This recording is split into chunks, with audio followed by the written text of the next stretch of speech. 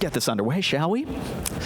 Since its release, the 2002 anime based on the 1999 Shonen Jump manga by Masashi Kishimoto has joined the likes of fellow Shonen Jump legends like Dragon Ball and One Piece to become one of the most beloved and revered anime of all time. Continuing its story with Boruto, Naruto Next Generations, and returning with a 4-episode special to celebrate its recent anniversary, Naruto shows no signs of slowing down. Believe it. Alrighty, we are going to bring up our wonderful guests to the stage, beginning with someone who you might know as Princess Aurora in Ralph Breaks the Internet, Chopper Liaison in Hotel Artemis, Ami Mizuno, aka Sailor Mercury in Sailor Moon, and of course, Sakura Haruno in Naruto. Please welcome Kate Higgins to the stage.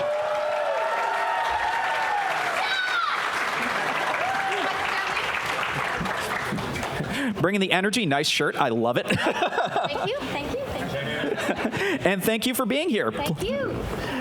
Joining us next, you know them as the voice of Teddy in Shin Megami Tensei Persona 4, Saito in Ghost in the Shell Standalone Complex 2045, Henry Wong, Emperor Greymon, and additional characters in Digimon, Digital Monsters, totally different panel, and Gamakichi, and of course, Kakashi Hatake in Naruto. Please welcome Dave Wittenberg to the stage.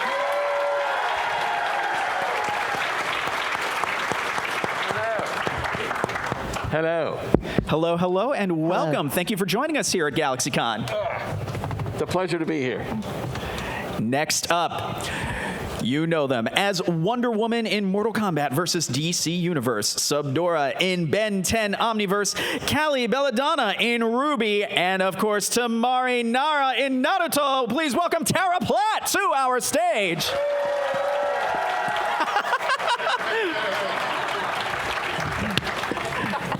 That was a little anticlimactic. Sorry, guys. Listen, you are bringing the festive atmosphere to our stage, and That's I am right. feeling it. I thought it was going to go further. I thought it would be more fun. Sorry, guys. I am also loving the choice of character shirts. That is incredible, impeccable. Thank you so much. If I were a better human, I would remember the company that had us wear these, but I forget the name of the company.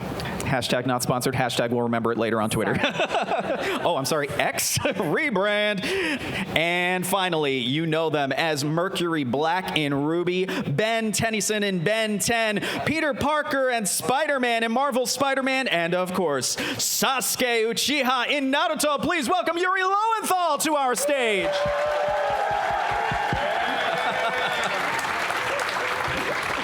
Thank you. Digging the baseball jersey. Very, very nice choice. I'm repping Akatsuki today. It's okay. I'm okay with it. I love this shirt. It's very cool. Alrighty, so let's jump into it. In my introduction, I talked about the long legacy that Naruto has had, not just as a manga, but as a revered anime. With all of you having been involved from very early on in the dub process for this show, I wanted to know, what was the moment where it kind of clicked that there was something special or timeless here, whether it was before you got involved with the project or even during or after your involvement with Naruto? We'll go down the line, starting over here with you, Kate. Oh, my. Gosh, when was the moment that it clicked? Well, let me think about that a moment. It might have not been until my first convention, because I wasn't really in the anime world as a kid or anything. You know, I moved to LA to do music and fell into voiceover. So I didn't really know how huge it was at all. And then the first time I went to a con, I couldn't believe it. I literally was just like, and so I was like, wow, this is like a whole world. And it's a beautiful world. The people are amazing, and the fans are amazing. I mean, it's just an amazing community. So probably the first con, I went, okay, this is big. Now, I didn't know 20 years. How many years has it been? 15? It's been almost 20. So 20. I didn't know 20 years later I'd still be going to cons. That's pretty incredible. But yeah, I'd say the first con opened my eyes. I would say probably the time that I was in line literally at a Starbucks and somebody said to me, I recognize your voice from something. And I was like, well, that's cool. They're like, are you Kakashi? And I was like, yes. Why are you asking? He's like, I just want you to know it's a huge part of my childhood, and my friends and we all love it. Like, can I take a quick picture with you? And I was like, sure. And then they called my coffee order out, and they had spelled my name wrong, which was sort of typical. I don't know how you spell Dave wrong, but they put a Y in it. Don't ask me where. And then I was like, okay, cool. So then I remember sitting in the car afterwards, and I was like, this show seems to be fairly popular. And then I remember watching it, and I was like, now I understand why. This is awesome. Like, your character's great, your character's great, your character's great, my character's fine. Hey, now. But the world is phenomenal. So that's probably the moment for me. Yeah, I think for me, it was when we were recording, and there's sort of, you're aging up these characters. So you're doing the characters when they're younger, and they're going through whatever they're going through sort of as teens, the angst that's happening. And then you start to see the characters having these real life moments that actually change and affect them, just like we as humans are all going through, in the last 20 years, our own lives. And that kind of awareness that it was a show that really was committed and dedicated to following the human condition, and that's what excited me. Like, getting to watch Temari go from this teen with a chip on her shoulder to being this amazingly powerful woman. Now she's a mom. Spoilers, Boruto. But it's really cool to watch a character do that, because so often as actors we come in, we do a role, and then we go, but you don't get to see the evolution or the life of that character. It's a flash in time. It's a photograph. And in this case, we're seeing a character evolve, and I thought that was really what sort of hit me. I just want to say, it struck me how cool it is to have my real life waifu on stage with me, my anime waifu, and my real life and anime sensei all on the stage together at the same time. It's freaking me out. But for me, I think the first moment that it became clear was because I knew anime, but I did not know the show Naruto when we were auditioning for it, and so I went online just to check it out, and it was full of, we know you guys are going to be doing the English dub, and if you mess this up, we will straight murder you. Just millions of people were just, hanging on. It was clearly already so loved by so many people before we had even started recording that I was like, oh, maybe this is a thing. So this is actually wonderful. Tara, you actually touched upon a question I was going to ask y'all as well.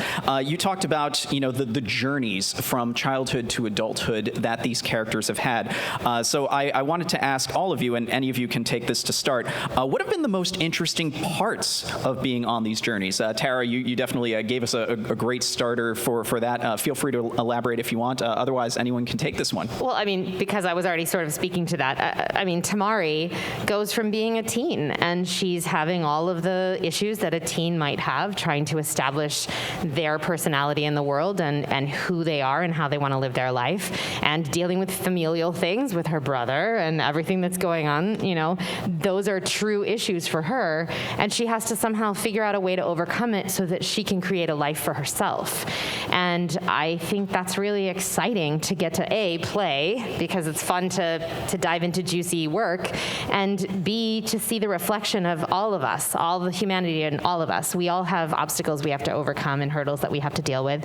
And then to see Temari become her own independent woman, see her date Shikamaru, like you see these life points that sort of happen, and then you look at yourselves as the humans that we are for the last 20 years, and all the life things that are going, now we have a kid. We didn't have a kid when we started recording. Things happen. Life happens. And so to be able to sort of mirror that and reflect that and see what the characters are doing and what we're doing, and it's not the same journey. I am not Temari, but I can continue to bring my evolution and my growth and my, hopefully, maturation as a human being to the work that I continue to perform. And so she keeps evolving as I keep evolving. And so, because you keep bringing new things. If you went back to your first job, you would probably do a much better job than you did when you did your first job, no matter how great you are. And so it's the same true as actors. We become deeper, richer, more evolved humans as we live our lives, so then you have more to bring to the work.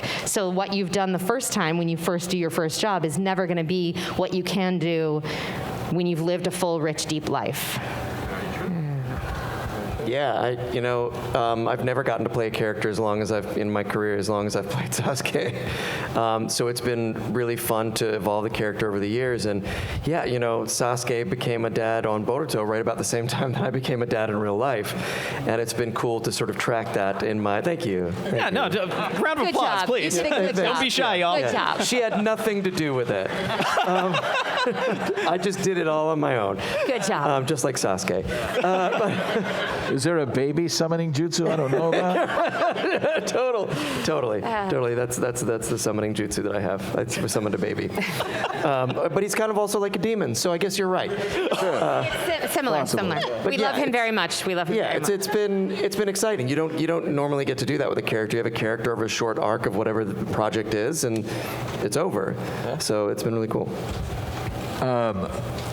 What's interesting about because Kakashi basically starts out as an adult and stays as an adult, it's not the same length of maturation, but you can see the difference in him. When he was 11 years old and was in the Anbu and was running around killing people, he was just a maniacal killing machine.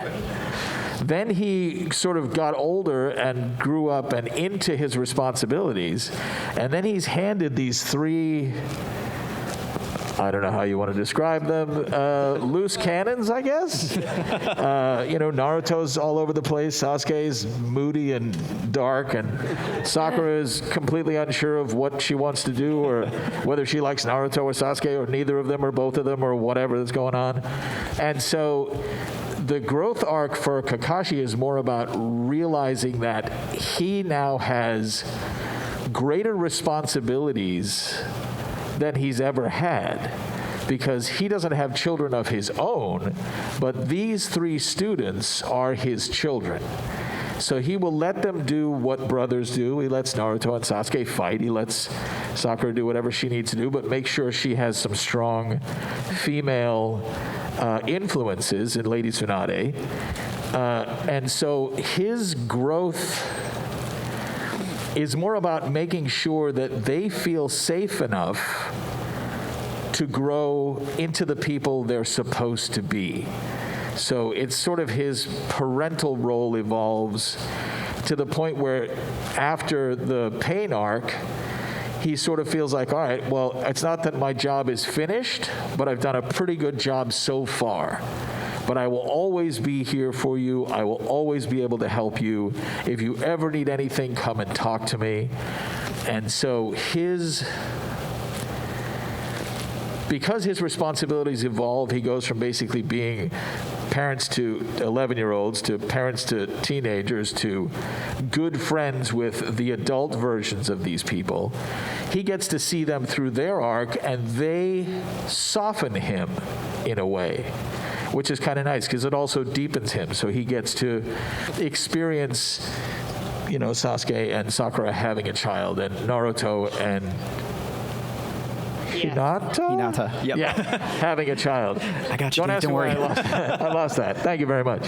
So that's his. Because he gets to see all of this through other people's eyes, he gets to be a better person and to have more understanding for what it takes to actually be a human living in the world. So. What beautiful answers. Dave, I finally Beautiful. finally respect you. Yes. I don't remember a word you said, but I respect 22 you. years? Yes. 24, Yes. 24, It's 20-something? beautiful. Yeah. In short, I think it's obvious that Sakura, what her issue was. But I found it fascinating how much it sort of mirrored absolutely my own life, because my issue, I would say, was always with men. Always with men. I mean, everybody's searching for something. Mine was always through relationship, and so is Sakura's.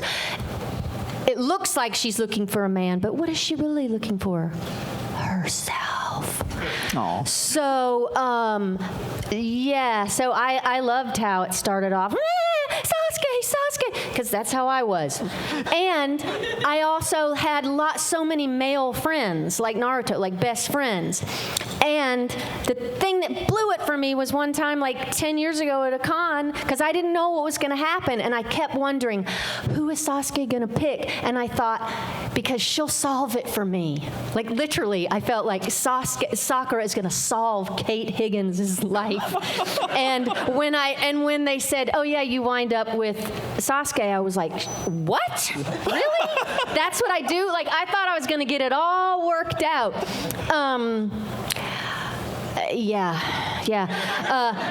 And Boruto's getting interesting now because they get a little more into like our relationship, which they sort of skip over. Like, how did we get married? Right. Like, why are we together? It was an accident. But that mirrors my life too. How did all this happen? So I've loved playing her. And you prove basically that if you stalk a guy long enough, I'm still stalking men. If I stalk long enough, I can get them. But that I don't think it's any kind of spoiler. That arc that we just recorded for Boruto was kind of awesome. It's like I loved that. It's like Family Spy Team. I know. Right? Oh yes. Amazing. This is kind of great. Undercover But also like operations. Jurassic Park.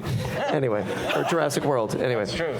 So she still has dinosaurs. no answers, but she did learn her own strength. She did learn her own strength. So I know a lot of people don't like Sakura because they think she's wah wah. But come on, did you watch the whole series? Did I get strong or what? Yeah, you did. Thank you. She became a Yeah, you beast. did. Yes, thank you. Tough Thank you. mama, literally. I have been asking people when they come to the table who they would least want to fight, and Sakura is the answer more often than I can possibly tell you. Really? Yes. Don't mess with a strong woman, you see? There you have Yes, wonderful. She learned well from Lady Tsunade. Yes, I had a great teacher.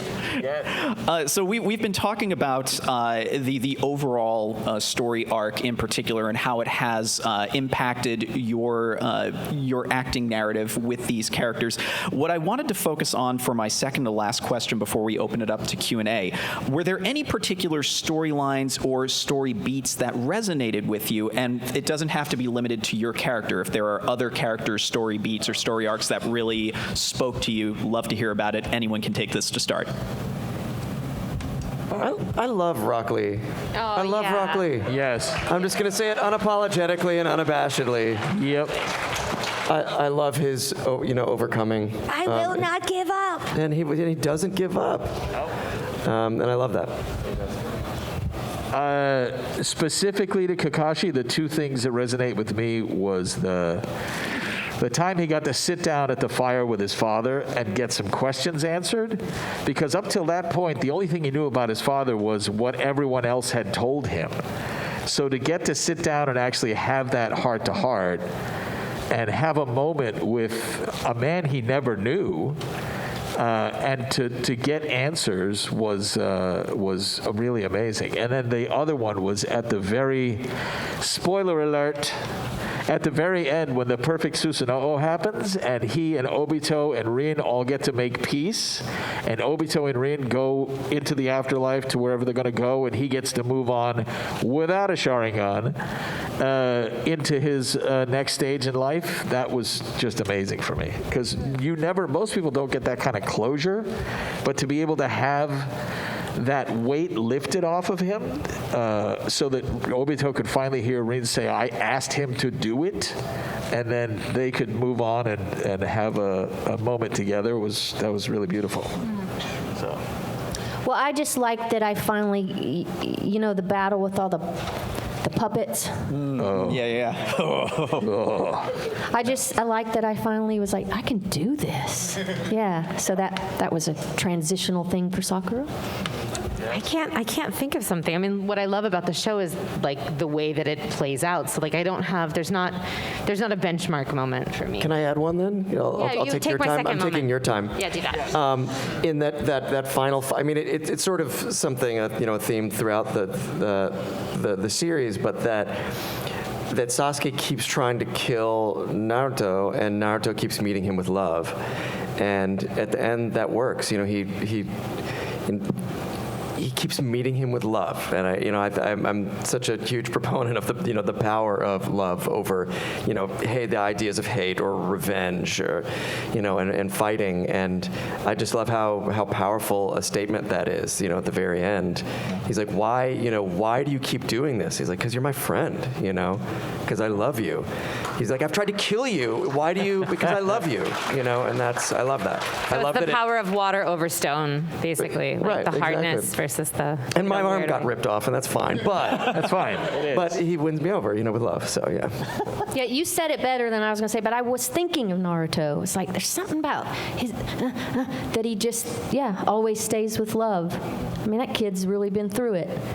But yeah, I like that.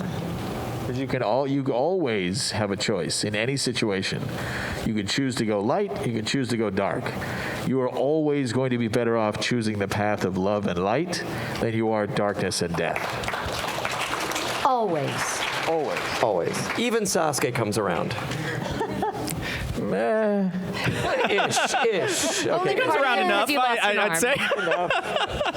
Does 40% of a turn count as a turn? Sure. He's a good enough husband. He's fine. He's good enough father. Listen, we're talking Sasuke here. Anything over like 1 is still good here. Good point. True. It's an improvement. So my final question before we open it up to Q&A, and I was dying here because Yuri technically beat me to the punch on this one. sorry. I'm going to ask this one anyway. No. Mari, it's because we've known each other so long. I'm in your head. Yeah, no, it's that vibe. It is that vibe. And there's a reason I knew we vibed so well, because my general question was going to be, who is your favorite character besides your own, and why is it bushy-browed best boy Rock Lee? It's Rock Lee. I swear to God, that was actually my question. Rock Lee green like broccoli. Oh, there you go. Suit green like broccoli. Right, because he doesn't give up. That's right. And I know Naruto doesn't give up, but it's a different, Naruto has powers. Yeah, And Rock Lee has to just do it on his own. he does. Yeah. Although I've always liked Guy Sensei. There's just something about him. That is actually that actually was going to be my answer, because I love the fact that, first of all, Kakashi and Guy Sensei have this ridiculous long-running rivalry that will probably take them both to their grave. I picture them both in wheelchairs at 175 years old going, I'm going to beat you to the mountain, and then Cutlery will appear But out of that's how nowhere. they love each other, So, too. That's true. That's their love. It is. I feel awful for saying this because I love Guy Sensei as well. Yeah. One of them is already actually technically halfway there, so we just need Kakashi to join him. That's true. Oh, That poor is Guy true. Sensei. Poor Guy Sensei. But yeah, I just love his attitude about things. I feel like in the middle of a fight, he would stop to make a joke. What's about to hit you in the face? Me! Continue. I mean, that's dynamic entry in a nutshell. Right? All right. Kate, any other thoughts? Or I don't know if I have any other thoughts.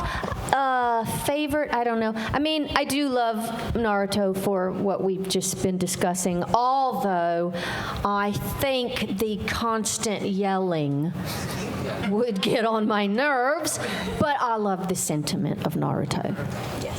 rock and roll. Well, thank you so much for answering these questions. It is now time to answer some of your questions. We have a microphone right over here, so please line up nice and neat.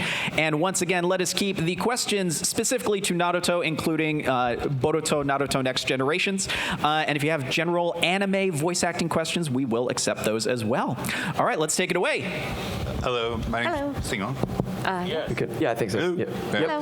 You can hear you. tilt You it guys up. got You can feel free to adjust it upward. So I can yell. That's true. You're close. You guys kind of touched on the characters as far as going with them. Thanks for coming. But I was wondering, personally, acting-wise, how was it to do these characters for so long and get to grow from an acting standpoint to keep doing these characters? Because they grow versus most animation shows. It's the same character, same age. I mean, the show grows, but the characters really don't. So from an acting standpoint, what's it like to grow as an actor with these characters from an acting point of view? So what's it like to grow as an actor, for those who might not be able to hear, what's it like to grow as an actor with these characters over such an amount of time? I don't know that I have anything to compare it with because I've never gotten to play a character for almost 20 years. So it's truly remarkable, and I'll probably never have that experience again. But, like we've already touched on in a couple of the other questions, it's been great to be able to change with the character and to change the character and to see the character change over 20 years. I mean, I guess what it is you can't always be aware of the influence of what's happening in your life on the effects of you. It's almost like, they talk about the experimenter affects the experiment. So you kind of can't have the awareness of everything that's happening to you, but you know that you come to the table with more. Like, you just have more breadth and depth to you as the human experience that you are having as the actor. So it's not that you're like, oh, I have more tools in my toolbox, but you naturally just have more things to draw from that you didn't have before. Honestly, you guys should tell us how it's what been did for you think it was different? That's true. Because the other thing is the way that they write the characters is that there's always like a new... It's sort of variations on a theme, but there's always a moment where you can look at it and go, oh, like old Kakashi would have said this. I think this version of Kakashi would have said that. And they will let you change the lines sometimes in the booth to make it more in the moment accurate, which is the fun part, because they're three-dimensional characters, which is great. They live, they learn, they love, they laugh, they cry, all that kind of stuff. So you get to explore as much of yourself as you want. Yeah, and I would say, like, I always thought it was really fun to go back and play young Sakura, or like sometimes they just lift the recording and use it from the earlier episodes and they just reprint it, but sometimes you actually re-record it, and it's fun within the same session to go from an adult Sakura to being the kid again, and you're like, oh, I still remember that part of myself, like it never leaves you. So that's fun to be able to entertain all aspects within one recording session. Yeah. Thank you for an amazing show. Thank you. Thank you. So, Tara, I have yes. a question for you. Okay. So, who is your favorite Sand sibling besides Temari? I mean, I think Gara. It's a very twisted relationship, but I think that she learns a lot from him, and I would like to believe that she influences him for the better. Thank you.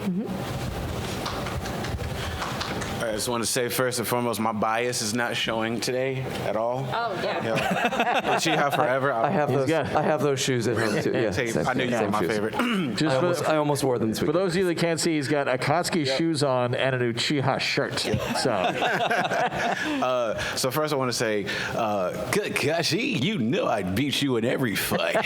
The rest of you are awesome, I just want to say. But my question to you all is, if you didn't have the powers that your characters have, what powers would you choose besides the power of youth? Well Can we get a round of applause for that question? That was good. Beautiful Thank question. Beautifully executed. That was Lovely. great.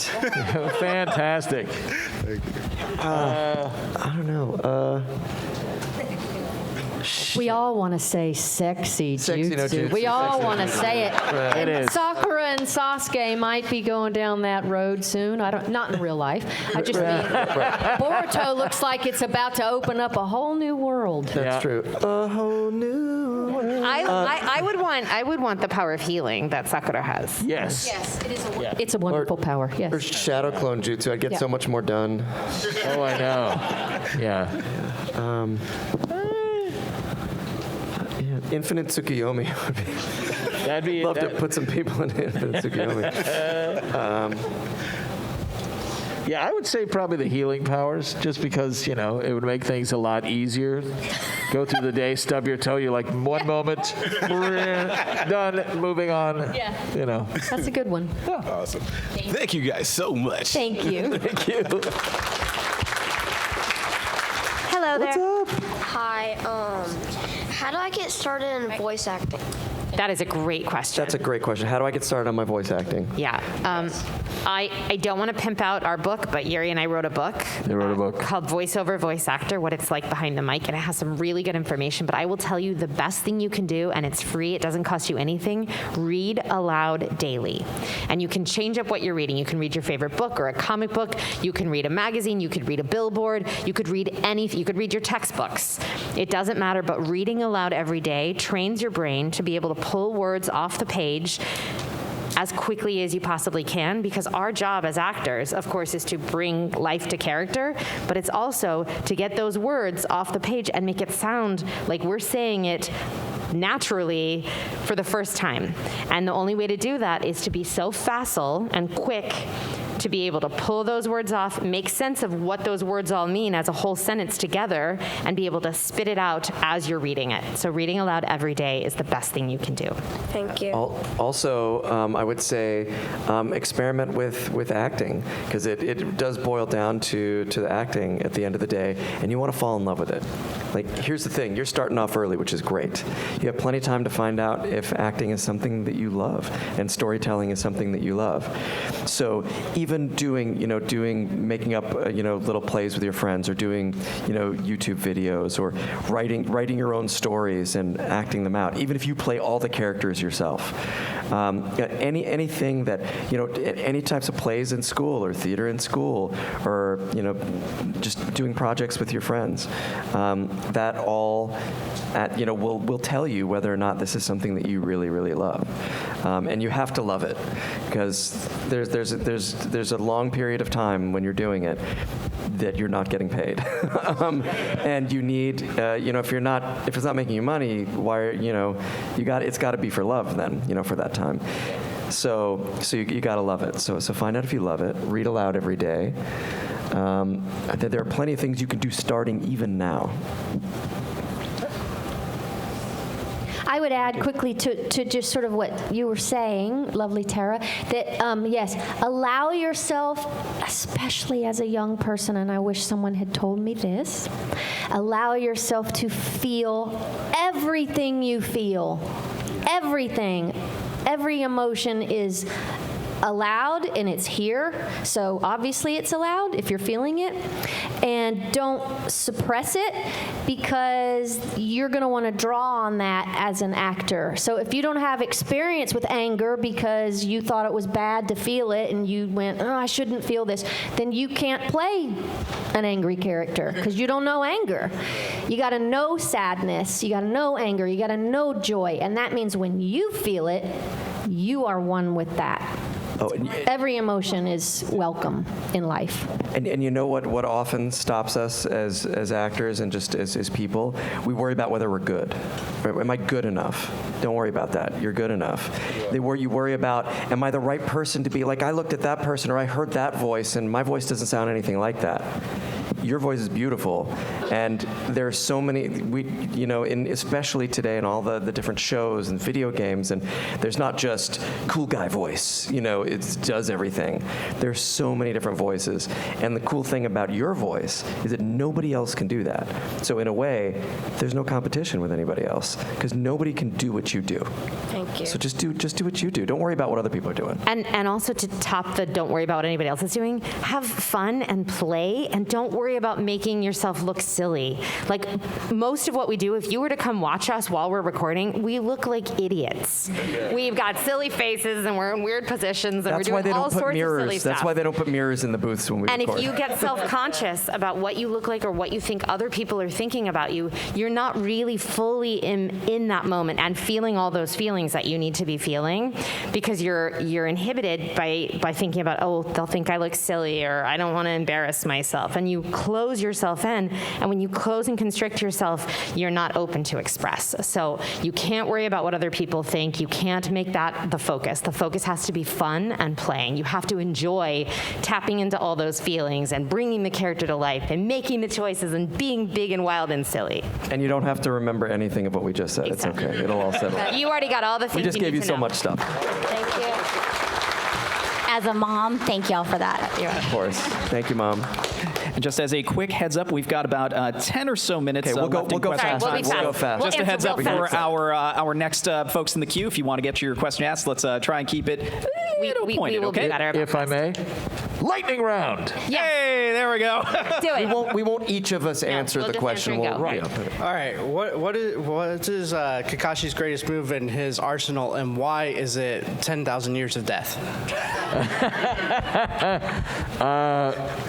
First of all, I would say that's probably top 2, 3. I would say the greatest move in his arsenal is no move at all. because what he is really good at is letting the other person show him what they're about to do and then beat them with it. So that'd be my answer. That was good. But our son's is still 1,000 years of death. That's true. You look great. Thanks. If you could live in any village in the Naruto universe, which would you pick? Oh. I just like the name of Hidden Leaf. Yeah. I like it. Sound, because I like music. Yeah. I'd say sand just because it sounds like the beach. I agree. I always liked Honestly, Hidden I Leaf, agree. though. Yeah. Thank you. Thank you. Thank you. Hi, so like many others, I didn't actually know you guys voiced the characters you guys voiced in Naruto until I started looking at the cast for my favorite video game series, Fire Emblem, for anyone else who also likes Fire Emblem. And I was like blown away that you guys voiced the characters in Code Geass and Naruto and all that. And so my question is, which character from Fire Emblem would you voice aside from the one that you did already? Ooh. I don't know. I can't I already remember the voiced- name of the character I did in I Fire already voiced Emblem. several I think you did characters in Lissa. Fire Emblem. Lissa, thank you. Prom sister. She's the only character I know in Fire Emblem. I don't play any of the games. I'm just so suited for Edelgard. I don't know what else I would play. I mean, I love Marth, but if I had to pick another one, it would probably be Eliwood or Rickon. Oh, that's awesome. All right, thank you. Yeah, thank you. Thank you. Hello. So my question is, do y'all have a favorite episode or scene that you recorded, and is this different from like your favorite episode or scene? Well, local hottie. That was kind of adorable and tracked. I love episode 30 with the grass ninja when Sasuke gets the curse mark was always one of my favorites, and then any epic battle with Naruto or any scene with Itachi, those are always in my top. Yeah. I would say the fight against Obito is probably my favorite one, just because of the flashbacks and the music and the emotion involved in it. That's pretty good. I knew that was going to happen. I'm probably just partial to the beginning. Yeah. And the Sasuke! I don't know. When I'm leaving the village and you're trying to stop me. Oh, God. It's brutal. Oh, God.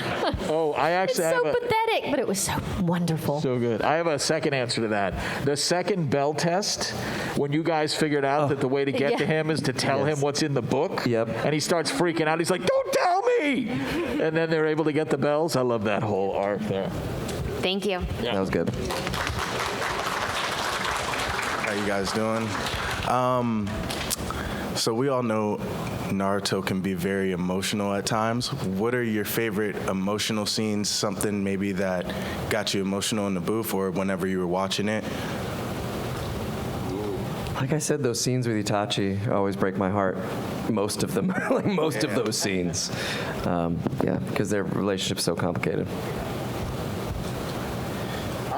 Probably the scene when Kakashi actually gets the Sharingan and Obito gets crushed. Because that's the first time that you actually see humanity and weakness in him. Because he's like, my friend is dead, and he gave me his eye, which is awesome, and I will therefore have a part of him with me forever. But there is that moment where you just see him absolutely snap, and now he wants to kill everybody. So that moment was sort of like something we can all relate to, because when something really, really bad happens, you just want to lash out. And he does, but later on he learns not to.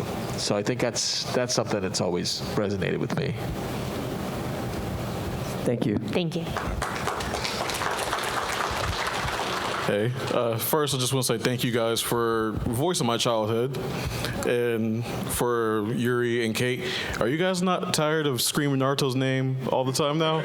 Nope. It's so funny you just said that, because I was just thinking, I was like, I won't answer that question because it's obvious what emotional scenes I liked, except for I do remember the day that I said Naruto 20,000 times yelling. And Mary Elizabeth is like, your next line, it's Naruto.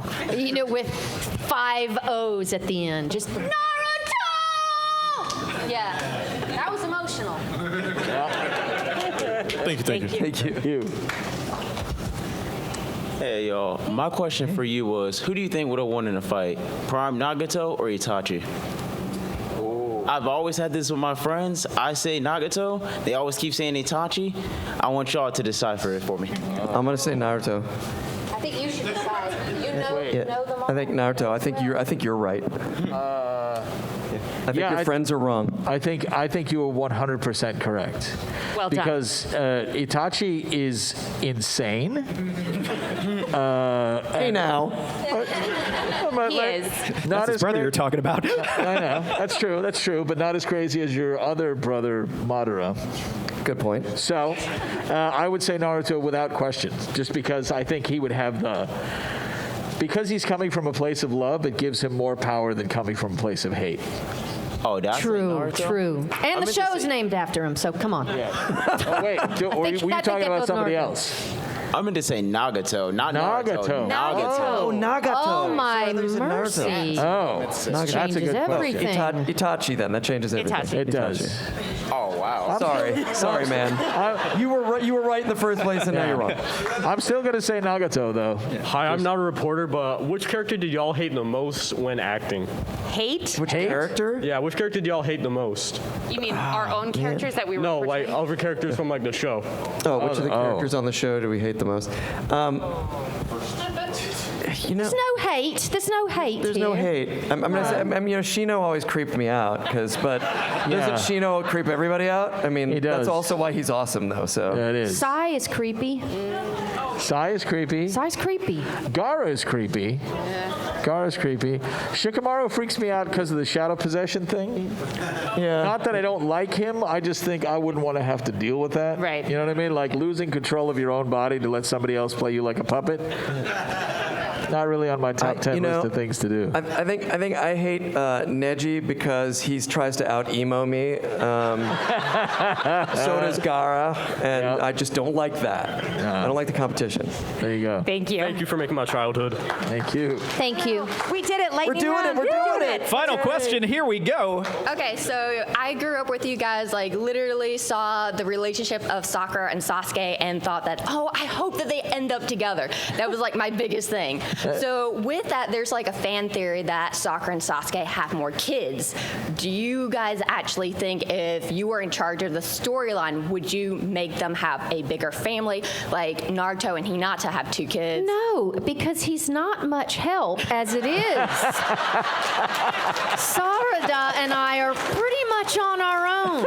I don't even know if he's paying any of the bills. Wait, who's Sarada? Thank you. One kid is enough. That was a good one, Anna. I'm not gonna lie. Absolutely. Well, big round of applause for all of our guests here. Big round of applause for yourselves for asking some amazing questions.